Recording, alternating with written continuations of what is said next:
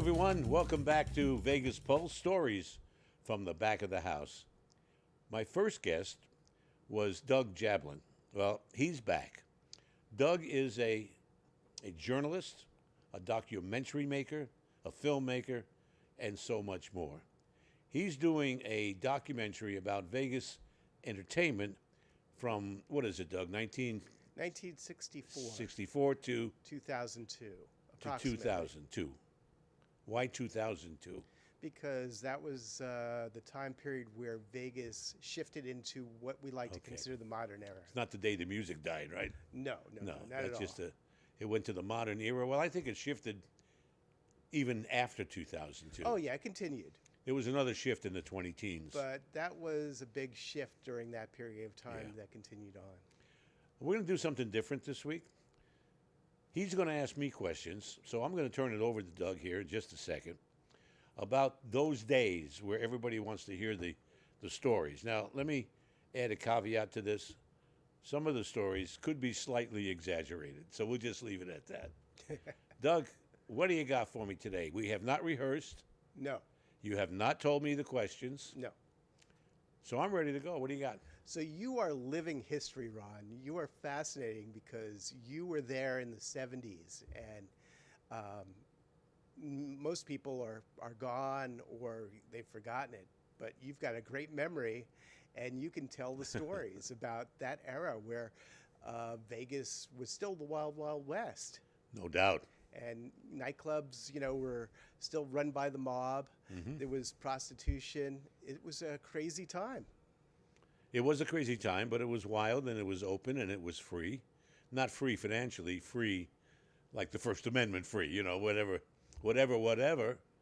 Even though prostitution was illegal, except out in Nye County and some Story County and some of the other counties, which is a big source of revenue. If you want to talk about Sherry's Ranch, Chuck Lee, who was the homicide detective from the Metro, when he retired, I guess they make a lot of money. He bought Sherry's Ranch. And there's stories about that as well out in Pahrump. But here in Las Vegas, it wasn't enforced. It was part of the allure of the town. They were everywhere, up and down the strip. One sheriff would come in, and he'd get a little stringent, and he would restrict, get off the strip, get off the sidewalk rather, and get in the building. Well, the 70s then the hotels were didn't still want the him era of inside. Ralph Lamb. Ralph Lamb was open. So was his successor. I believe his name was John McIntyre. That's probably wrong, but it started with an M. I've forgotten. And he came in, and he was even more liberal than Lamb. Lamb would have done anything if you voted for him or you contributed to his ad campaign. He was always on your side. I think I told you last show, we got badges if we put $500. Maybe I didn't.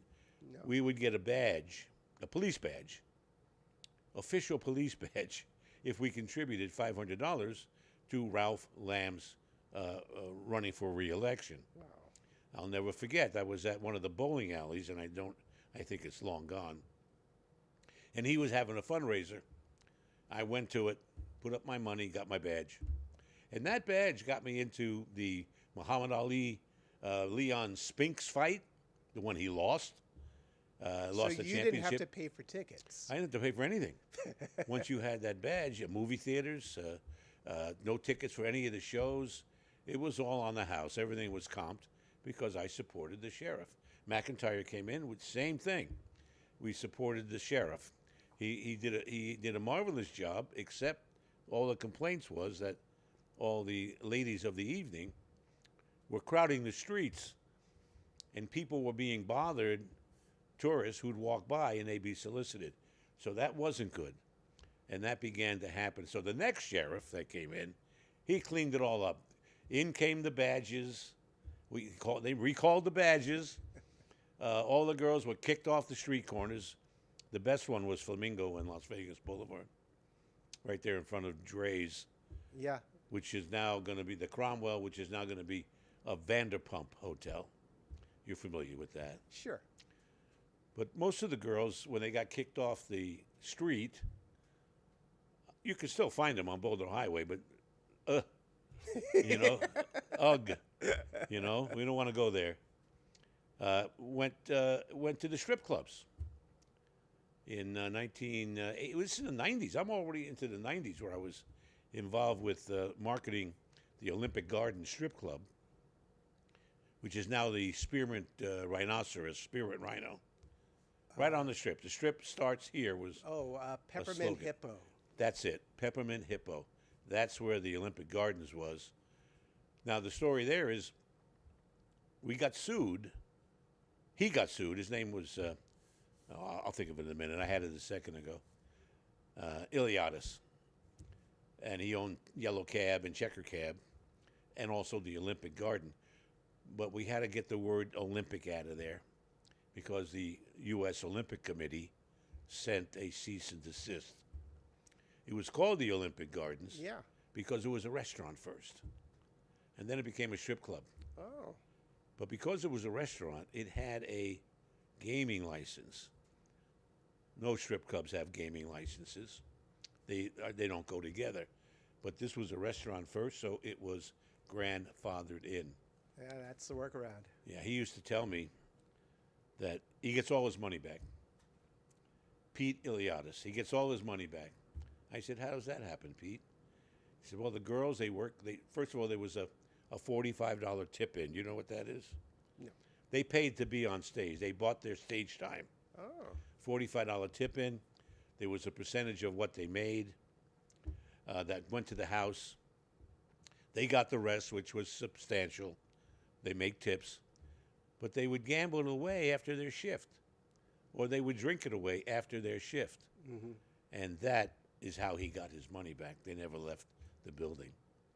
We got to take a break right now. I hope you enjoyed that story.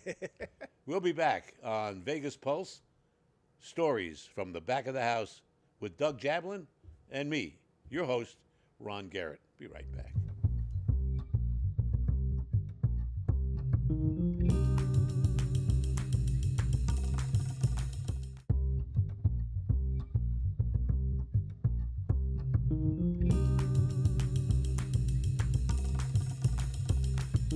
Anyway, Doug, back to you or back to me, however you want it. Hit me with another one. Okay, so let's continue with that idea about the illicit activities of the nightclubs. Okay. Dealing with prostitution and drugs, and we know that there's the money laundering. That's obvious, but we don't know about the other things involved. Well, money laundering comes in many forms. Money laundering is mostly if you take something off the top, the skim, you not have to launder it. It's already disappeared. So how they money launder, I don't know the particulars of all that. But as far as the illicit businesses inside all these, they were always there. It's part of the Vegas charm, if you will. Now, some people don't think prostitution is charming. I think they do. And I met a lot of the ladies who did that, and they were strippers as well. And they're all nice people, by the way. I mean, they're all nice people. I got one thing I want to tell you, though. 100% of the strippers in a club, always a percentage that are different than the rest. Some of the ladies that would fly in from L.A., San Diego, San Francisco on Air West at the time, it was called the hooker flight that would leave on Friday afternoon and come back Monday morning. And most of them would check out of college and come to Vegas on the hooker flights, and they would then spread out throughout the different various strip clubs here in town. And then on Monday morning, they go home. Those girls were a little bit different because they had money. They were there they came to pay for their tuitions. Some of the ladies showed up in Corvettes. They drive here. They'd come in a Corvette. They'd come in a big black Cadillac. They'd show up with private cars, private planes, because they took the money they made and they didn't blow it on booze, drugs, and gambling, like most of the women that did that profession did. What else you got? So they kept it clean. Yeah, they took advantage of making that kind of income, and they made pretty good money, $2,000-3,000 a night sometimes. So unless they get a sucker, they would go into the nightclubs and with permission from nightclubs. They weren't actually under They had the permission. hire of No, they didn't work for the nightclubs. They no. just worked with the nightclubs. They would get free entry. Women are always invited without any door charge, cover charge, always, and were given free drinks. So most of the clubs in those days, including the ones we talked about, Bogies, Jubilation, the Brewery, the Oz, Billy Jack's, Dirty Sally's, same routine. They would pay for nothing. They wanted them in the hotel, in the bar. A quick story about that. Okay. When I was the marketing entertainment director of the Sahara, which was in the 2004 to 2008, I'm on this casino floor. I'm at the bar during the daytime with the the general manager and the president of the hotel. One of the security guards comes over and says to the president of the hotel, Mr. Hummel, his name was Al Hummel. He was a great guy, did a great job. Mr. Hummel, there are some hookers over here at the bar, the other bar. They're obviously soliciting. What do you think I should do? This security guy. Yeah. He turned and says, buy him a drink. That was the attitude. Buy him a drink. Show him a good time. Don't chase him away. Same thing with the drug dealers, that they want the coke sold at the clubs, so They really didn't want it sold inside the casinos, but there were or the nightclubs. the nightclubs. There was a time where I was at Circus, and again I was the marketing director. And this is not in the 70s. This was in 1993. There was a pit boss that was dealing in the pit during his shift. We always talk about security, the cameras in the eye in the sky and all that. I got a call from security that said, Mr. Garrett, would you come on up? We want to have you take a look at this. And Mr. Bennett, who ran the hotel, he was called into it. He'd have to be there. We went to the security room, and we're watching this particular pit boss dealing drugs right there in the pit. You know, and it wasn't even hidden. You know, the hand change, you know. Yeah. It wasn't even hidden. And we're watching him for a half hour. So eventually, what do you do? What do you do? Well, you want to make the biggest stink, the biggest noise, the most obvious thing in the world is to bust him right there on the floor, in the pit, with everybody watching. Because you want that message to get to everybody else in the hotel. And that's exactly what happened. In swooped our security. In came Metro. Right there with no embarrassment to we weren't embarrassed. We wanted it to be visual. Yeah. Cuffed and walked out the door, put in the squad car, and gone in front of everybody. Obvious reason. So, but the reason was he was being obvious, and if he wasn't, he would have been okay. Well, how stupid can he be?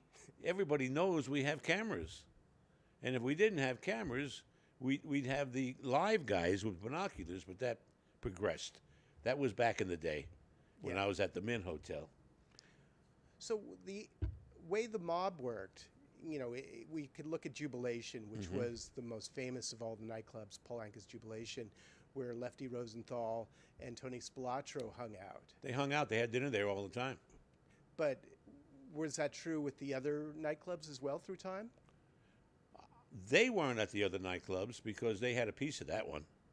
So as I said once before, I think we talked about it, they were at a place called either there at the Jubilation or the Tower of Pizza, which was Spilaccio's pizza joint that is now where that debunked Ferris wheel never got built across from Mandalay Bay. Over by the boardwalk. Well, yeah, over by the boardwalk. We got to take another break. This is a lot of fun. We're going to come back and ask me something embarrassing. We'll be right back with more of Vegas Pulse, stories from the back of the house, with me, Ron Garrett, and our guest, Doug Jablin, right after this.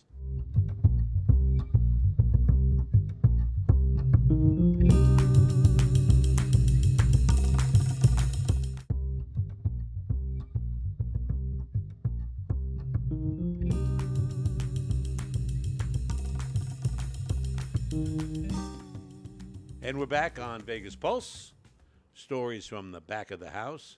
We're talking stories with Doug Jablin, back of the house, front of the house, side of the house, in the parking lot. long as we had a gaming license, the whole plot of land we were on qualified for gaming. I say that because there was one time in Laughlin when I was the general manager of Gold River, which became River Palms, which today it's called the Lakeside Inn or something. It's a Dottie's now. But we had the biker weekend every week, every April. The bikers didn't want to stay in a hotel. So I put slot machines in the parking lot. Got me a lot of trouble. But you can't do that. Yes, you can. You have a gaming license. It's the whole property, not just the building. So I put slot machines in tents in the parking lot and places for those guys to park their bikes outside. And that gave me a lot of business, and the rest of the town got a little ticked off at me because they didn't think about it. But that's just a side story. So, in relation to the disco era and you being a party boy, we haven't really gotten into that side of things, that you were driving really fancy cars and, you're partying all night long to collect your money at the end of the night. All night long. What was that like? It was very tiring. Also, you had to have a lot of resilience because I had a job. Now, we had an ad agency in those days in the 70s. Tom Letitia, my partner, and I. Tom would work 9 to 5, 9 a.m., 5 p.m., like most people. Somebody had to be there. But since we had 7 nightclubs that we were the ad guys for, my shift was 9 to 5, 9 p.m. to 5 a.m.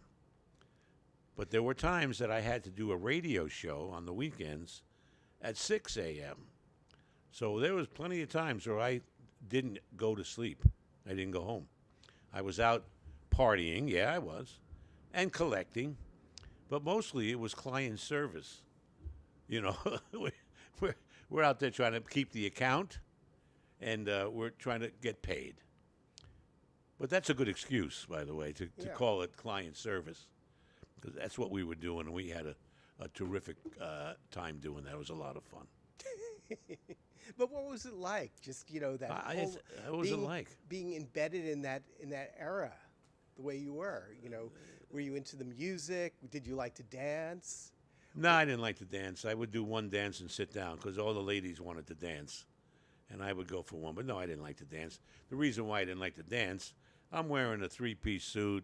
I got stiff starched collars, a tie, and it's 105 degrees outside. I don't want to sweat. I don't want to ruin my suit. But I had a suit for every day, and because at one time one of my clients was a clothing store, so I would trade out for suits. And I had a new suit every night. And it was a lot of fun, but I didn't want to get sweaty, so I didn't want to dance. But most of the time, it was just socializing and trying to have a good time. And then sometimes you'd pick up the stragglers at 5 in the morning who didn't find a guy that night, and they're staggering out the front door, and I just happened to be there. And you want to watch me do a radio show? So the question I have related to the mob is, people are still scared of the mob to this day, that they don't want to say anything that could incriminate themselves or, anyone else. How prevalent is the mob today to be that scared? They shouldn't be scared. It's nothing like it was. Where is the mob today? Well, they made a lot of money. It was 50 years ago, so there's 2 generations since then. The second generation since then is running the businesses here in town. The grandchildren, the great-grandchildren of the mobsters who started some of these liquor distributing companies, the food distributing companies, the linen, the lettuce guy, the meat, all that back in those days was all mob controlled.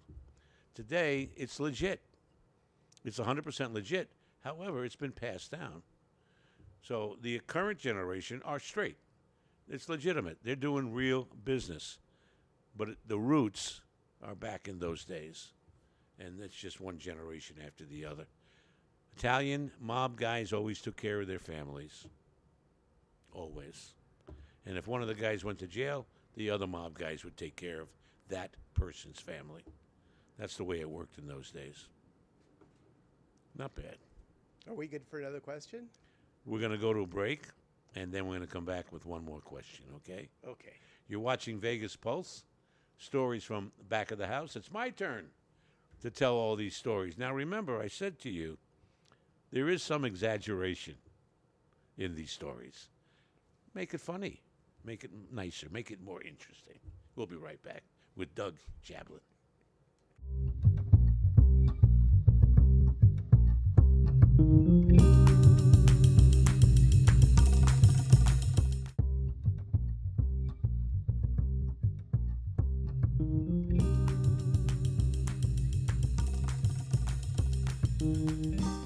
We're talking with Doug Jablin.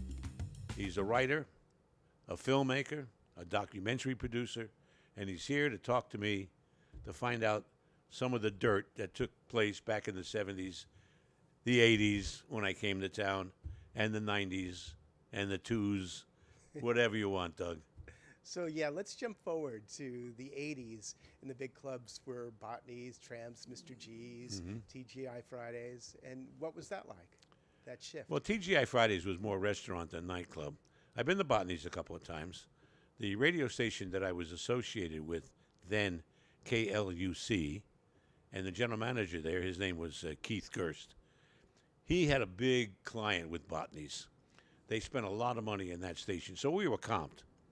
So we went there, because I did business with those stations in my ad agency, even the one I had in Reno.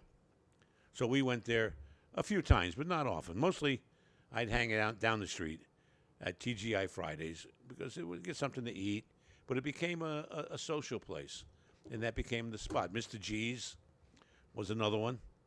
There was a place called, oh my goodness, Good Time Charlie's. Oh. Which was on Maryland Parkway. It's now it's a round black building. Now it's a eye doctor or lawyers, but it was called Good Time Charlie's. It was unique. It was in a circle. That was another one of our hangouts. Why, apart from it being a circle, why was it unique? Was it a nightclub? It wasn't a nightclub. It was a lunch club, along with Cafe Michelle, which was on. You've heard of that one, right? Yeah, Cafe that was on Michelle. Flamingo. That was another Spalaccio deal over there. I don't think he owned a piece of it, but he was having lunch there a lot, along with my mentor, Mr. Mel Larson. And he had his own table there. We're running out of time. You have a final Not too bad. question you'd like to?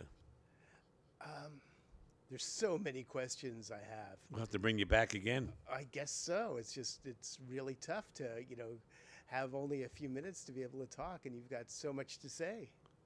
Well, I got 54 years to say here. That's pretty much.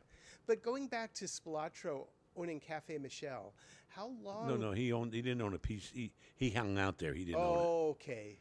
He So hung he out just there. had friends. We always stayed outside. The weather was nice here, of course, most of the time. And he had his own table, and so did all the executives and the cops and the judges. And all the crooks are there. They're all in the same place. Hotel executives, casino executives, the sheriff, the cops, the lawyers, the district attorney, Spilaccio, Rosenthal. We're all in the same room. Nobody cared. Nobody cared. Well, the fact that Lefty Vegas in Rosenthal the had 70s. a TV show. That's right. That was amazing. I was there in the audience on the first show that he did with Frankie Avalon, which they show on. I'm not sure it was Frankie Avalon. Yes, it was. It was. They show it on Casino. And they It bring wasn't in Paul Anka. No, it wasn't. Okay. No, it was Frankie Avalon. He actually did that. I think Paul Anka appeared on it too, Yeah. because it was Paul Anka's jubilation. Right. He was the lead. We got to wrap it up. I'm sure we're a little bit over. There is so much to talk about, so we're going to bring you back again Okay. in a couple of weeks. Is that all right? That's fine. Everybody, thank you so much for watching Vegas Pulse, stories from back of the house, and I've got a few. Next week, I'll have another great guest on, and in just a couple of weeks, we'll bring Doug back so he can dig into my past a little further and see how much trouble he can get me in. Thank you all for watching. I'm Ron Garrett, and we'll see you next time. Bye-bye.